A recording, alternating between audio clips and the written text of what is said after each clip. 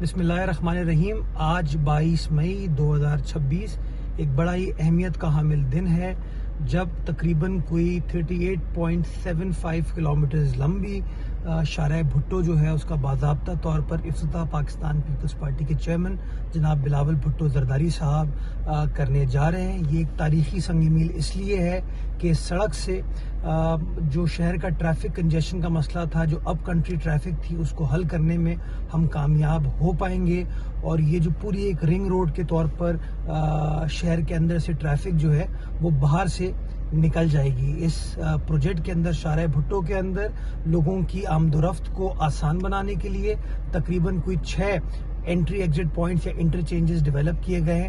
کئیوں بعد سے یہ سٹارٹ ہوگا، اس کے بعد سیکنڈ جو ایگزٹ ہے یا انٹری ہے شاہ فیصل کالونی، تیسرا جو ہے قائد آباد، چوتھا جو ہے ڈملوٹی، پانچواں جو ہے میمن گوٹ، اور چھٹا جو ہے وہ کاٹھور کا مقام ہوگا، جہاں سے لوگ جو ہیں شارع بھٹو کے اوپر آ پائیں گے یا وہاں سے نکل پائیں گے۔ تو میں سمجھتا ہوں ایک بڑا اہم دن ہے یہ۔